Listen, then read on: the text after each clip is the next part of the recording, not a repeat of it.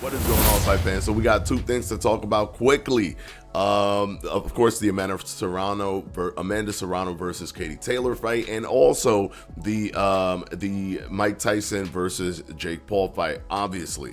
So first things first, I want to talk about what the real fight of the night was, which was Amanda Serrano versus Katie Taylor. And when I say real fight of the night, is that this was the actual true fight that matters to the narrative of boxing overall, right? You can have circus fights and then you can have real fights. Just because a circus fight is super popular, like Mike Tyson versus Jake Paul, doesn't necessarily mean it moves the narrative of boxing forward. If you guys ever understood my notion of moving the narrative of boxing forward, for example, if Tank ends up fighting Lamont Roach, that does not move the narrative of boxing forward. Hopefully you could kind of get it with that analogy. However, if he was to fight somebody like a Shakur Stevenson or like a Teofimo Lopez or something, that would move the narrative of boxing forward. So hopefully that, like, you kind of get the gist of it with that analogy. The Mike Tyson Jake Paul is just a circus. That one is a circus show, an entertaining one, and what we thought would be entertaining. The concept of it is entertaining, but that is a circus show. The real fight was both figuratively and literally Amanda Serrano versus Katie Taylor. The second fight was better than the first one. I believe we are in the midst of watching the new Gotti Ward trilogy. I honestly truly believe this, without knockdowns, of course, but just they're both relentless. They are both relentless, and it's literally fireworks. Whenever you put those two women together, it's just unbelievable. I posted on Twitter, I said, wow, so she outlands her by over 100 punches, gets a point deduction, yet doesn't get the win. And then you also factor in the notion that they had a close fight in the first fight, a close fight in the second fight, where Amanda, I believe, did better in the second fight than she did in the first fight with the point deduction, and she doesn't. It just, to me, it just seems so crazy that the judges wouldn't even be kind of psychologically leaning towards, maybe we give this one to Amanda Serrano already by default, right? Granted, they don't have to think that way, I get it, but then she ends up doing better than the last fight, and then it's just with the point that, like, it just seems so impossible to me that they would come to the conclusion that Katie Taylor won. Now let's talk about Mike Tyson versus Jake Paul. We're gonna just quickly touch on this. Mike Tyson versus Jake Paul was what was expected, right? I mean, I had wishful thinking. I wanted Mike Tyson to win the fight. Looking at his fight with Roy Jones, I felt like he still could move and could do, a decent job. I wasn't looking at any of the pad work stuff and thinking, oh, look at that pad work. Oh, that must mean I never cared about that, because to me, that stuff is edited. That stuff is like put together like that. None of that stuff made me feel any type of way about what Mike Tyson was gonna do. I was looking more towards his fight with Roy Jones and seeing his activity level there. But the man is old, and the fight showed exactly what everybody was thinking, why Jake Paul was the favorite to win this fight. It's simply that 58 is 58. No matter who you are, you can be the baddest man on the planet. You could have been the guy that was knocking everybody out in your prime. 58 is 58. The only thing that's crazy to me is that Jake Paul has a win over Mike Tyson in Mike Tyson's actual career. Like, it was a pro bout that went onto their records. Kudos to Jake Paul, right? Jake Paul did not actually go for the knockout. Anybody, like, I think I seen Tank Davis say, "Oh, you didn't finish the job." What are you talking about, Tank? Tank, what are you actually talking about? You wanted him to knock out Mike Tyson and like potentially cause insane amount of damage to a 58-year-old. No, Jake Paul did the right thing, right? There was not much right that Jake Paul could have done, but what he did was the right thing, right? He outboxed him in a sense where just, you know, Mike Tyson couldn't do what he wanted to do. I'm sure he wanted to do more, but his body didn't let him do it. And Jake Paul took advantage of that, and that's how Jake Paul won the fight, by landing his shots and everything like that. But, you know, if Jake Paul would have knocked him out, Jake Paul doesn't get credit even for the win. He knocks him out, they'll just say he knocked out an old man. I think he did the best possible scenario for himself by showing, like, he actually showed that he's not trying to knock him out.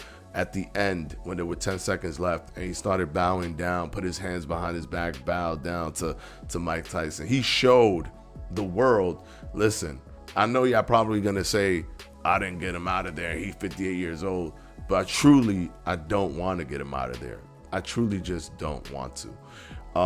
And this is my signal to him, to tell him that I appreciate him, that he is a legend, and also to the world to let you guys know that, yes, this is a conscious decision that I'm making to not do this.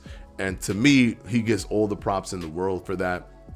Anybody who says, oh, yeah, you should have, they just was already ready to jump on his throat no matter what he did. If he would have knocked him out, it would have been like, you knocked out a 58-year-old. If he would have lost, look at you, you're trash, you lost an old man.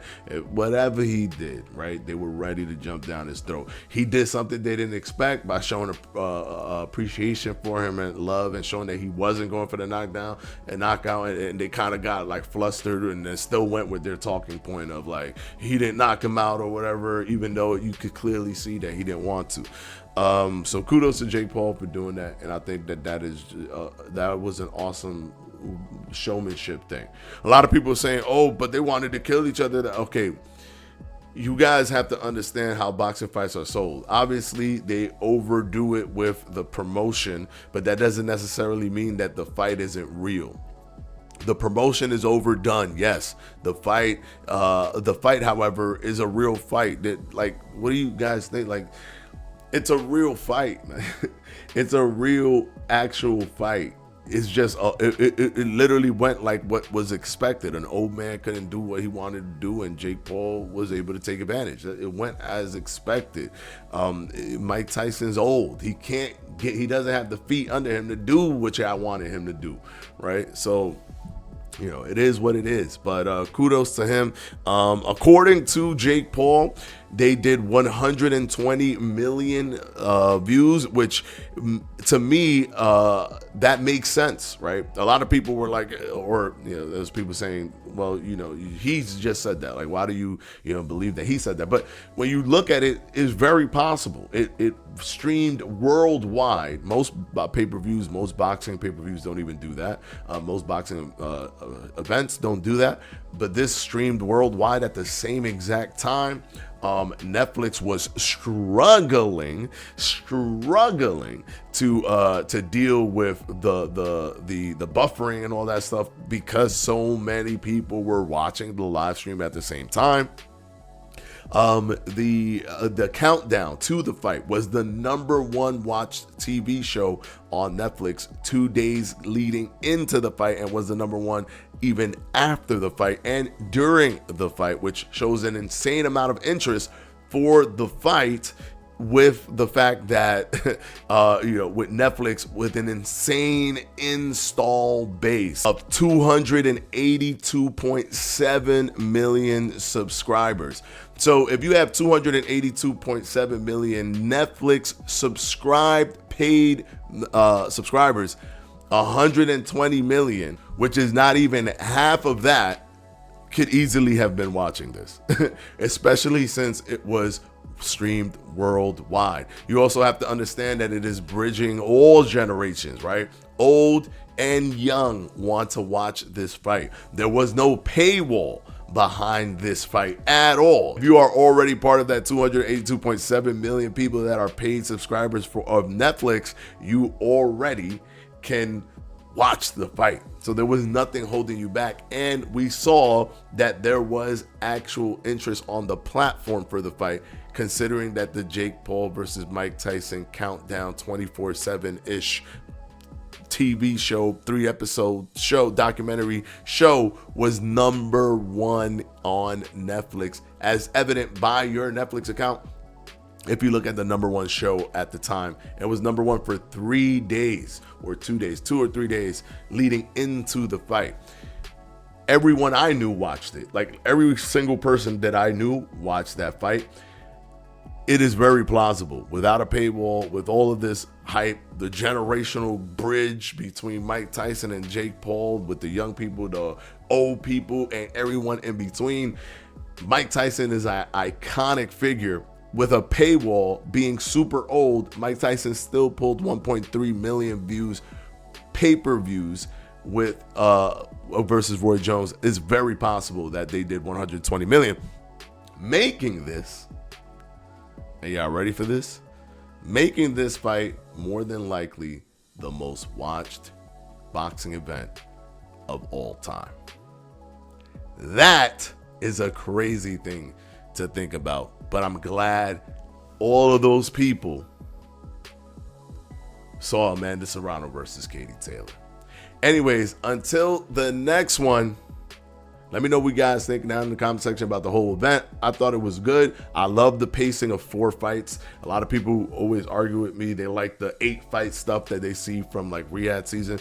I think that is way too sluggish for people that are trying to get into boxing and watching it. It's hard for them. It's really hard for them. Trust me, I have friends and family that watch boxing with me, and I could see them kind of like losing interest over time as we wait for the actual main event during pay-per-view fights, where it's like 8 fights and a performance and like 3 performances, and like 4 fights, no performances is very casual, fan friendly, while still giving, you know, the diehard fan the fights they want to see. We still got Amanda Serrano and Katie Taylor too, right? So it's like, I'm all right with that. As a fight fan, I'll take 4 fights with a really good fight, and then, or 2 good fights or whatever, but with a really good fight, and then, you know, the main event, or I'll take that.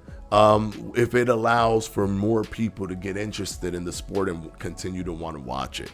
All right. Anyways, until the next one, guys. Peace out.